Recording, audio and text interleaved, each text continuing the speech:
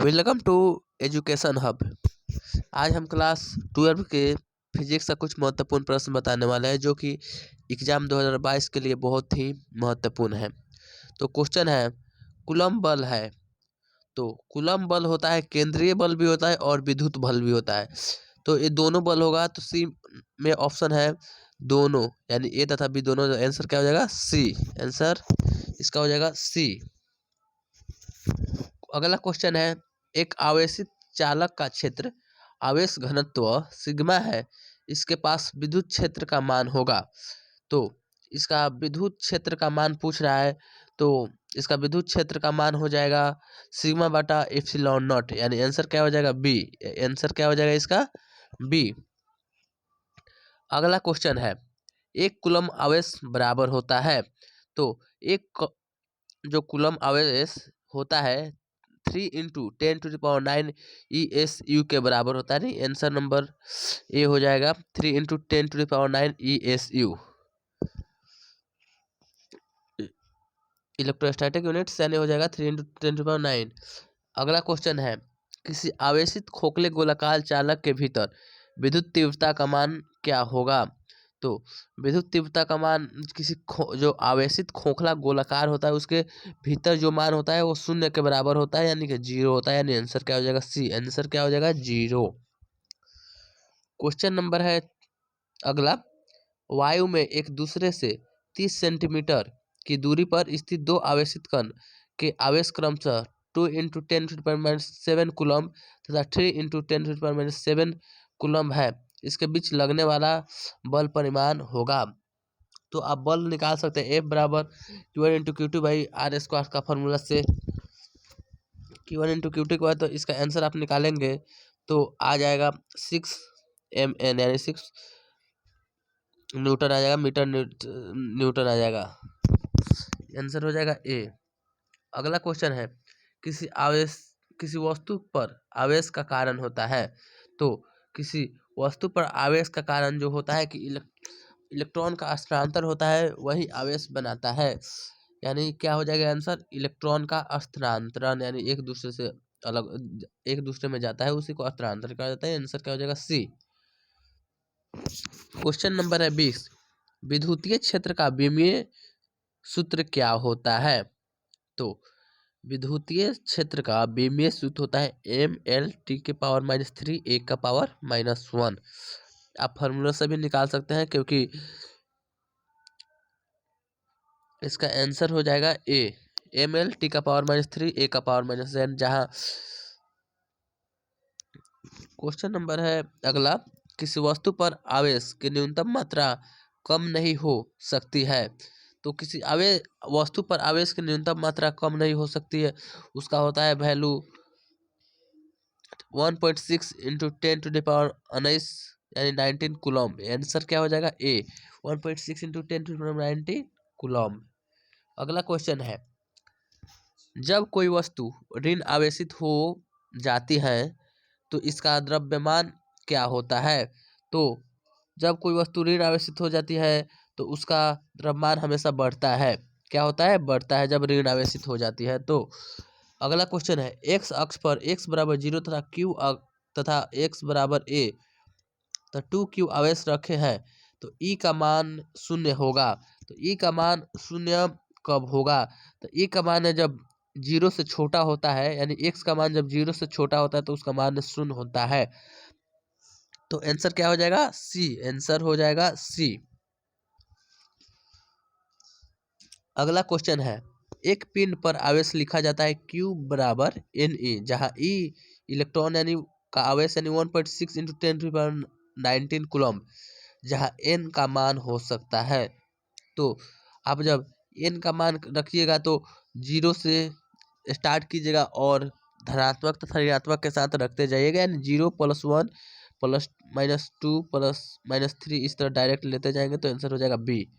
क्या हो जाएगा? बी। अगला क्वेश्चन है, एक विद्युत क्षेत्र में एक द्विध्रुव का x अक्ष के समानांतर रखा जाता है, तो द्विध्रुव पर बल जो होता है क्या होता है? तो जो द्विध्रुव पर बल होता है वो x अक्ष के अनु होता है, यानी आंसर क्या हो जाएगा? सी। आंसर हो जाएगा सी। अगला क्वेश्चन है, एक कूलम आवेश किसके बराबर होता है? तो एक कूलम आवेश जो होता है कि हम 2.99 इंटू 10⁹ ESU हो के बराबर होता है। आंसर हो जाएगा ए। अगला क्वेश्चन है, यदि गोले पर आवेश 10 माइक्रोकूलम हो तो उसकी सतह पर विद्युतीय फ्लक्स का मान क्या होगा?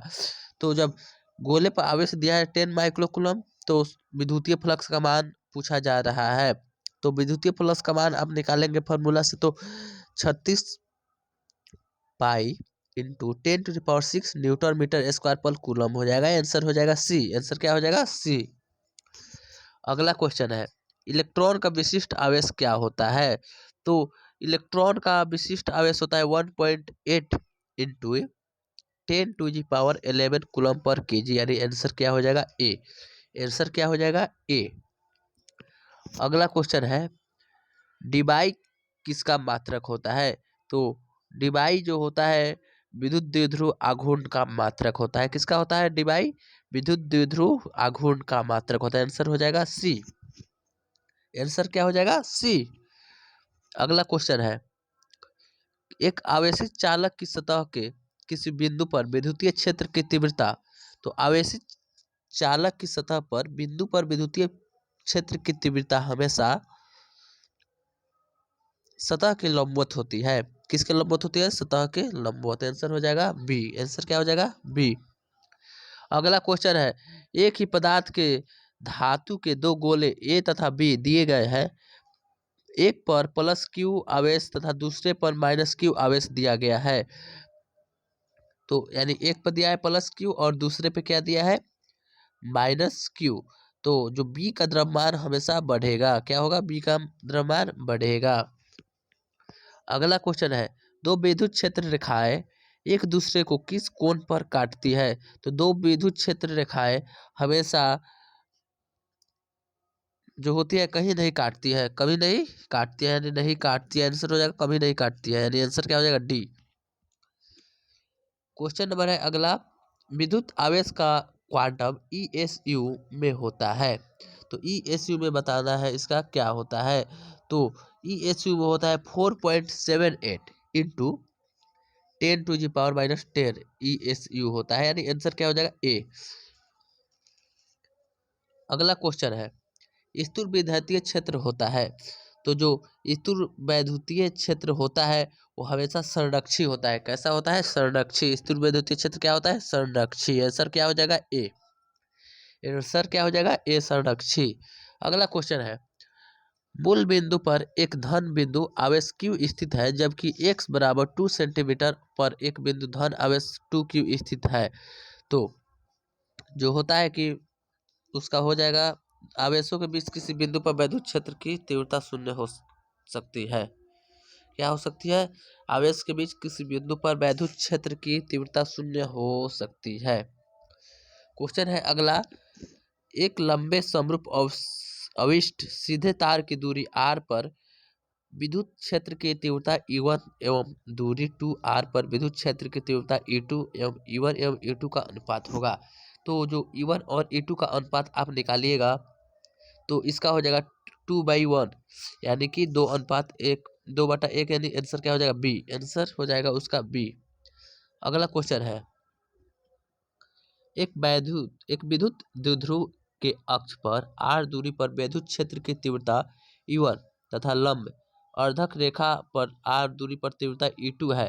E1 एवं E2 के बीच का कोण 0 है। E1 अनुपात E2 एवं 0 होंगे। तो E1 अनुपात E1 एवं 0 का जब कीजिएगा तो इसका हो जाएगा 2:1 और पाई हो जाता है। तो क्या हो जाएगा? आंसर सी, 2:1 और पाई। अगला क्वेश्चन है, किस वस्तु पर आवेश की न्यूनतम मात्रा कम नहीं हो सकती है? तो ये पहले भी हम बताए थे। तो आंसर हो जाएगा 1.6 इंटू 10⁻⁻19 कूलम से कभी कम नहीं हो सकती है न्यूनतम मात्रा इसका। अगला क्वेश्चन शुरू करने से पहले अगर वीडियो अच्छा लगे तो चैनल को सब्सक्राइब करें तथा वीडियो को लाइक करें और अपने दोस्तों के पास शेयर भी करें। क्वेश्चन अगला है, निम्नलिखित में कौन सदिश राशि है? जो होता है कि स्केलर क्वांटिटी कौन है? तो इसका आंसर हो जाएगा विद्युत तीव्रता, जो होता है कि एक सदिश राशि होता है, यानी आंसर हो जाएगा सी। क्या हो जाएगा? सी। अगला क्वेश्चन है विद्युत क्षेत्र की तीव्रता का बीमा क्या होता है। तो आप इसके पहले भी हम बताए थे विद्युत क्षेत्र की जो कि होता है MLT का पावर -2 और A का पावर -1 ये होता है, यानी MLT का पावर -2 और A का पावर -1 आंसर हो जाएगा। अगला क्वेश्चन है एक प्रोटॉन एवं इलेक्ट्रॉन को समान विद्युत क्षेत्र में रखा जाता है। तो एक प्रोटॉन एवं इलेक्ट्रॉन को समान विद्युत क्षेत्र में रखने पर उसका विद्युत बलों का परिमाण बराबर होता है, यानी आंसर क्या हो जाएगा बी। आंसर हो जाएगा बी, विद्युत बलों का परिमाण बराबर होंगे। अगला क्वेश्चन है विद्युतशीलता जो कि x दिया गया है का मात्रक क्या होता है। विद्युतशीलता का मात्रक क्या होता है। तो विद्युतशीलता का मात्रक होता है फैराडे पर मीटर, यानी कि F पर M, यानी फैराडे पर मीटर, यानी F पर मीटर, यानी आंसर हो जाएगा बी। क्या हो जाएगा आंसर बी। अगला क्वेश्चन है विद्युत क्षेत्र की तीव्रता जो कि इलेक्ट्रिक फील्ड इंटेंसिटी कहा जाता है का मात्रक क्या होता है।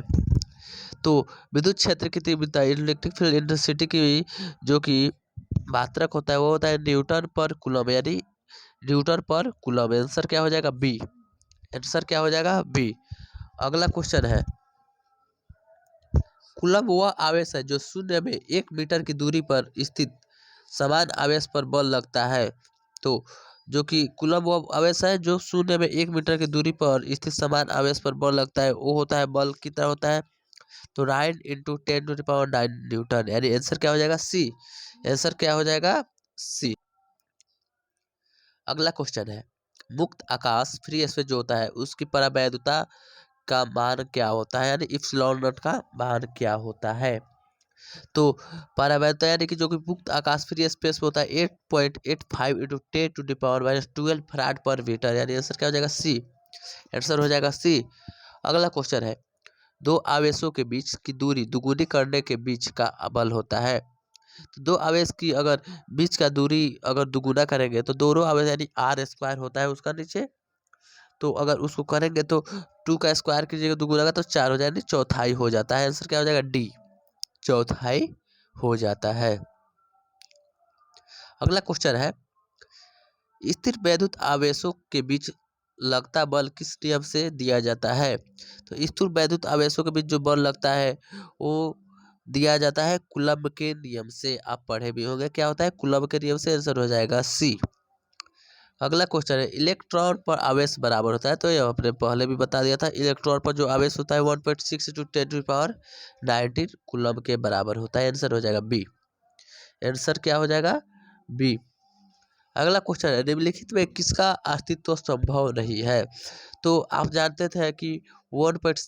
जो कि 6 होता है 2.4 × 10⁻19 कूलम होता है उसका अस्तित्व नहीं होता है। आंसर हो जाएगा सी। अगला क्वेश्चन है आवेश का एसआई मात्रक क्या होता है। तो इसको आप 10th में ही पढ़े होंगे।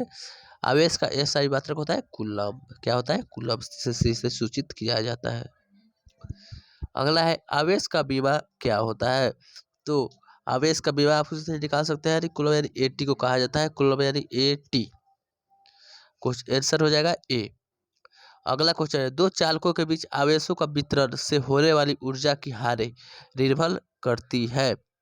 तो जो विभवांतर के वर्ग पर निर्भर करता है, यानी आंसर हो जाएगा बी, विभवांतर के वर्ग पर। अगला क्वेश्चन है एक बिंदु आवेश Q को एक दूसरे बिंदु आवेश Q के चारों तरफ वृत्ताकार पथ पर घुमाया जाता है। विद्युत क्षेत्र के द्वारा किया गया कार्य होगा, यानी जो कार्य पूछ रहा है वह क्या होगा। तो उसका कार्य होगा जब शून्य होगा। क्यों? क्योंकि एक दूसरे पर Q आवेश के चारों तरफ वृत्ताकार पथ है, इसलिए उसका आवेश शून्य होता है। अगला क्वेश्चन है एक अनावेशिक धातु कण को एक धनावेशित धातु प्लेट्स के नजदीक लाया जाता है। धातु कण पर विद्युतीय बल होगा, तो जो होता है इधर से उधर स्थानांतरित होता है, तो विद्युतीय बल क्या हो जाएगा उसका, वह हो जाएगा प्लेट की तरफ जो जाता है वही स्थानांतरित हो जाएगा। आंसर हो जाएगा ए। क्या हो जाएगा ए। क्वेश्चन अगला है फ्लक्स घनत्व का मात्रक क्या होता है। तो जो फ्लक्स घनत्व का मात्रक होता है वो टेस्ला के बराबर होता है। आंसर हो जाएगा बी। क्या हो जाएगा टेस्ला के बराबर। अगला क्वेश्चन है आवेश ए एवं बी एक दूसरे को आकर्षित करते हैं। आवेश बी एवं सी भी एक दूसरे को आकर्षित करते हैं, तब ए एवं सी होते हैं। तो जो ए एवं सी होते हैं वो प्रति आकर्षित होंगे, यानी जो अलग अलग होते हैं आकर्षित।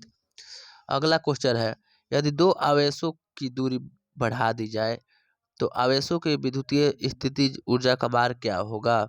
तो जो दो आवेश के बीच अगर आप दूरी बढ़ाएंगे तो वो घट भी सकता है और बढ़ भी सकता है। आंसर हो जाएगा डी, घट भी सकता है और बढ़ भी सकता है।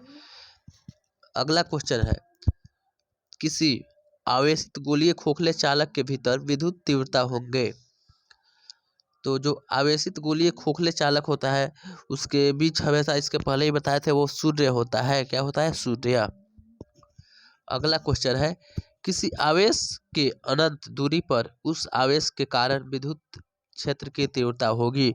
तो वो होता है शून्य। क्या होता है? शून्य। अगला क्वेश्चन है, एक वैद्युत द्विध्रुव पर पृष्ठ से घिरा हुआ पृष्ठ पर कुल वैद्युत फ्लक्स क्या होगा। तो जो वैद्युत द्विध्रुव का एक पृष्ठ घिरा रहता है तो उसका हमेशा जो फ्लक्स होता है, वैद्युत फ्लक्स, वो शून्य के बराबर होता है, यानी कि आंसर हो जाएगा बी। क्या हो जाएगा? बी।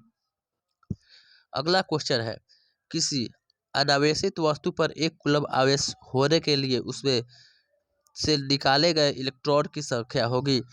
तो जो इलेक्ट्रॉन की संख्या होगी तो 6.25 इंटू 10⁻18 होगा। आंसर क्या हो जाएगा? ए। 6.25 इंटू 10⁻18। आंसर हो जाएगा एक। आंसर क्या हो जाएगा?